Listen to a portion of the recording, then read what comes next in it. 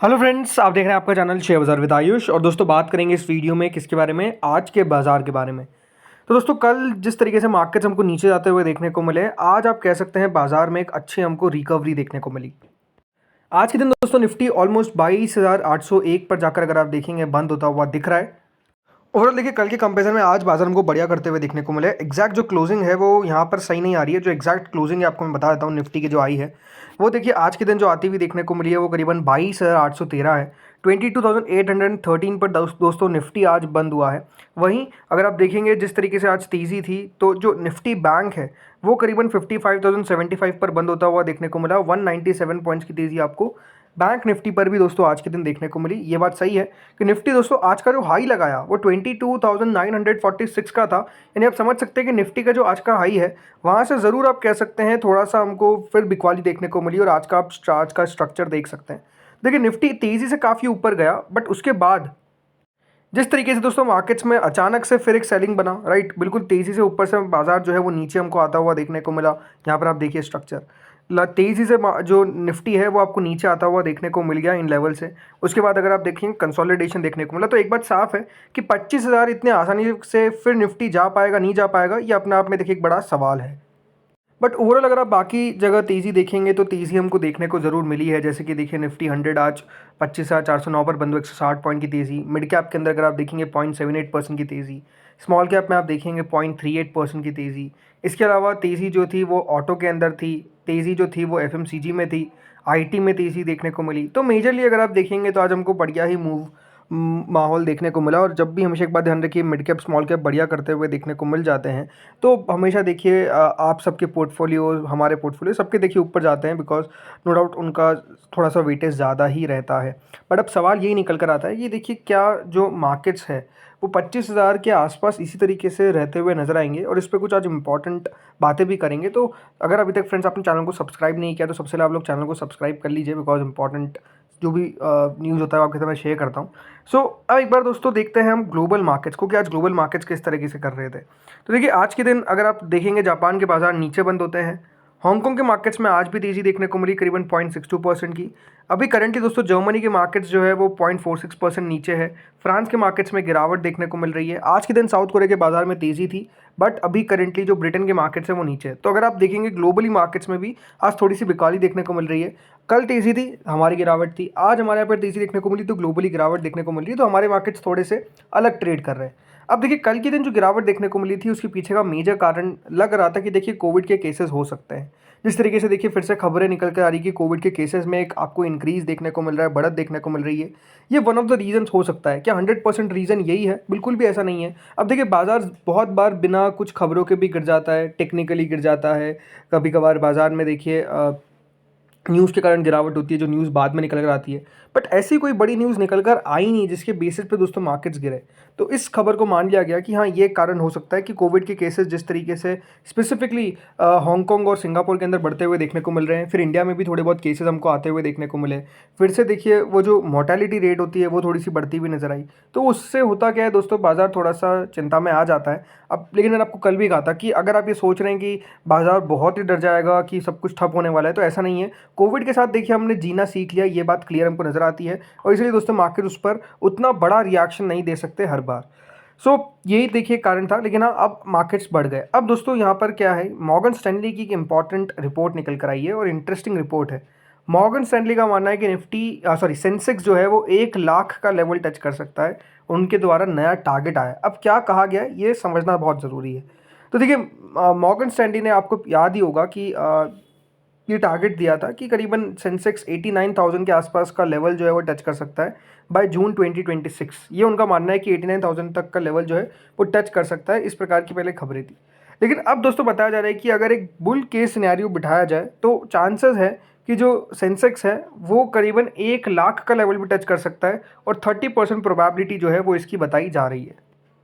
सो देखिए बात क्या है कि जो सेंसेक्स का जून 2026 का टारगेट दिया गया वो 89,000 का दिया गया था, यानी करीबन 8% की अपसाइड बताई गई थी। इन आर जो न्यू अर्निंग एस्टिमेट था, जो जिस तरीके से देखिए अर्निंग्स आई उस पर ओवरऑल किस प्रकार का टारगेट बन सकता है, ये दोस्तों टारगेट पहले दिया गया था 89,000 का।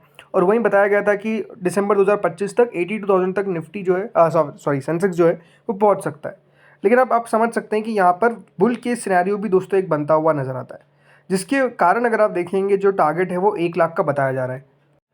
अब इसमें दोस्तों जो मॉर्गन स्टैनली की रिपोर्ट है, जो स्ट्रेटेजिक नोट है, उसके हिसाब से बताया जा रहा है कि 50% चांसेस है कि 89,000 का जो बेस केस सिनेरियो है वो सेंसेक्स टच कर लेगा।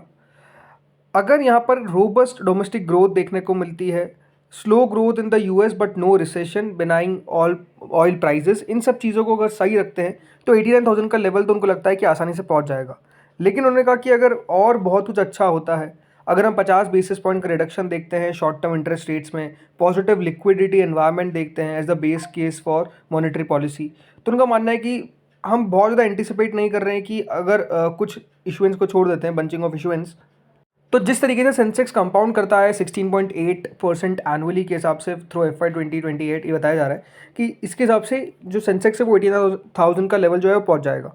लेकिन अगर सेंसेक्स को 1 लाख का लेवल टच करना है अगले 12 महीनों में, तो इसके लिए ऑयल प्राइजेस को $65 के नीचे रहना बहुत ज़रूरी है।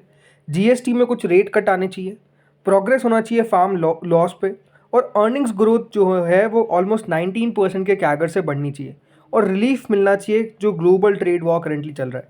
अगर ये सब चीज़ें हो गई तो सेंसेक्स दोस्तों 1 लाख का लेवल भी पहुंच सकता है। बट अगेन ये हमेशा एक बात ध्यान रखिए कि सारी रिपोर्ट्स ज़रूरी नहीं कि सच होगी, तो ये बात आपको हमेशा ध्यान में रखना है। इसके अलावा देखिए मूडीज़ की भी आज एक इंपॉर्टेंट रिपोर्ट निकल कर आई, और मूडीज़ ने कहा कि भारत की जो इकोनॉमिक ग्रोथ है उसको टैरिफ से उतना ज़्यादा दिक्कत नहीं है। ये मूडीज़ ने दोस्तों बताया और एक्सप्लेन भी किया है। तो क्या कहा है पहले हम ये समझते हैं। जो मूडीज़ है दोस्तों उसने ये बताया है कि जिस तरीके से अभी अगर आप देखेंगे सरकार का फोकस है, जो गवर्नमेंट के इनिशिएटिव्स है, जैसे कि लगातार प्राइवेट कंजम्पशन को बूस्ट करना, मैन्युफैक्चरिंग कैपेसिटी को एक्सपांड करना, इंफ्रास्ट्रक्चर इन्वेस्टमेंट को बढ़ाना, इससे होता क्या है कि एक कुशन मिलता है इकोनॉमी को against weakening global demand. Because अगर दोस्तों हमारी खुद की इकोनॉमी, देश की इकोनॉमी बढ़िया करती हुई नजर आएगी, तो क्योंकि देखिए हमारा इतना बड़ा देश है with so much large population, right, number 1 पे हम, तो हमारा जो डोमेस्टिक कंजम्पशन है वो अपने आप में इतना ज़्यादा है कि देखिए अगर बाहर की इकोनॉमी उतना बढ़िया भी नहीं करे लेकिन हमारी खुद की इकोनॉमी बढ़िया करे, तो वो अपने आप में एक अच्छा पॉइंट हो सकता है कि हम जो बाहर की मंदी उससे बच जाए। ऐसा नहीं कि देखिए कुछ भी असर नहीं आएगा, ऐसा तो नहीं है, थोड़ा बहुत तो असर आएगा ही आएगा, बट हाँ अगर हमारी इकोनॉमी बढ़िया कर जाती है तो फिर उतना ज़्यादा दिक्कत नहीं होगी जितना हमारी इकोनॉमी ख़राब करे, बाहर की इकोनॉमीज भी ख़राब करे, तो फिर उससे बहुत ज़्यादा प्रॉब्लम हो जाती है। उन्होंने कहा कि जिस तरीके से इन्फ्लेशन ईज होता हुआ नज़र आ रहा है और इंटरेस्ट रेट कट्स के लिए इन्फ्लेशन का कम होना बहुत इंपॉर्टेंट है, तो इससे और ग्रोथ मिलता हुआ नज़र आ सकता है। सब इससे इसका जो सपोर्ट है ये ग्रोथ के लिए और इम्पॉर्टेंट है। इसके अलावा उन्होंने ये भी कहा कि जो बैंकिंग सेक्टर के अंदर लिक्विडिटी है ये भी लगातार देखिए लेंड होती हुई नजर आ रही है, तो इससे भी पैसा जो है वो आपको सिस्टम में आता हुआ देखने को मिल रहा है। तो लिक्विडिटी का जो क्राइसिस था वो क्राइसिस भी अब बिल्कुल ख़त्म हो चुका है। मूडीज़ ने ये भी कहा कि भारत की क्योंकि डोमेस्टिक इकोनॉमी अपने आप में बहुत बड़ी है और लिमिटेड एक्सपोजर है हमारा ग्लोबल गुड्स ट्रेड के अंदर, तो इससे भी जो बाहर के शॉक्स हैं, राइट, वो इतने ज़्यादा हमारी इकोनॉमी को फील नहीं होते हैं। ये भी दोस्तों साफ साफ कहा गया, क्योंकि जैसा मैंने कहा हमारी खुद की इकोनॉमी बहुत बड़ी है। आप ये समझिए जितना हम बाहर एक्सपोर्ट करते हैं बहुत कम उसका आंकड़ा है। तो यही सबसे बढ़िया बात है कि अगर हमारी खुद की इकोनॉमी बढ़िया करेगी तो देखिए हमारे बाजार भी बढ़िया करेंगे और सब कुछ बढ़िया करेंगे। तो ये अपने आप में एक अच्छी रिपोर्ट थी जो मूडीज़ के द्वारा कहा गया। इसके अलावा देखिए एक और कल इंटरेस्टिंग चीज़ हुई, वो है दोस्तों FIIs के द्वारा बेचना। कल के दिन FIIs ने एक दिन में 10,000 करोड़ की बिकवाली कर दी, जो अपने आप में कह सकते हैं काफ़ी शॉकिंग डेटा था। इस तरीके से दोस्तों लगातार FIIs की बाइंग देखने को मिल रही थी, या फिर जब सेलिंग भी आती थी तो छोटी सी सेलिंग आती थी। कल का आंकड़ा जो था वो नो डाउट दोस्तों बाजार को चिंता में डालने वाला था, लेकिन आज अब देखिए बाजार बढ़ गए, और कल हो सकता है कि गिरावट में एक कारण FIIs का भी हो, जिस तरीके से जो है वो बिकवाली की गई है कल के दिन FIIs के द्वारा। नो डाउट DIs ने तब भी खरीदारी करी 6,738 करोड़ की, बट स्टिल FIIs की जो सेलिंग का आंकड़ा था वो बड़ा था। अब देखते हैं आज क्या आंकड़ा निकल कर आता है। बाकी देखिए मार्केट्स अब बढ़िया करते हुए देखने को मिल रहे हैं, एंड होप सो देखिए बाजार बढ़िया ही खड़े। अब देखना रहेगा कि किस तरीके से बाजार मूव करता है। ज़्यादा देखिए हमको खतरा किससे है, ज़्यादा खतरा अगर आप उनसे पूछेंगे तो वही है कि डोनाल्ड ट्रंप भाई साहब क्या करते हैं, बिकॉज उनका करना ही देखिए बाजार को ऊपर नीचे लेकर आता है। अब अगर आप देखेंगे एक इंटरेस्टिंग सा टैक्स लेकर आ रहे हैं जो है रेमिटेंस का, राइट, जिनको नहीं पता है कि जो भी देखिए US से पैसा भारत में भेजता है तो उस पर दोस्तों अभी कोई टैक्स नहीं लगता, लेकिन अब क्या होने वाला है, डोनाल्ड ट्रंप उस पर टैक्स लगाने वाले हैं, और कितना 5%। मतलब आप मान लीजिए कि अगर आपने US से $1,000 इंडिया में भेजे तो आपको उसके बदले 5% टैक्स देना पड़ेगा। और ये जो 5% है, अगर आप $10,000 भेजे तो उस पर 5%, $1,00,000 भेजे तो उस पर 5%। तो अपने आप में देखिए एक इंटरेस्टिंग सा बिल लेकर आ रहे हैं, जिसके हिसाब से उनको लगता है कि जो अमेरिका की इकोनॉमी है और मजबूत होगी, बिकॉज पैसा टैक्स के थ्रू अमेरिका में आता हुआ देखने को मिलेगा, और जो पैसा लोग बाहर भेजते हैं ज़्यादा, वो भी कम कर देंगे पैसा भेजना, क्योंकि इस टैक्स के कारण। तो ये अपने आप में एक अलग सी बात है, अब देखते हैं आगे होता क्या है। तो दोस्तों इस वीडियो में इतना ही था, होपफुली वीडियो बढ़िया लगा होगा। अगर आपको अच्छा लगा तो लाइक करिएगा, चैनल से पहली बार जुड़े सब्सक्राइब करिएगा। Thank you friends for watching this video.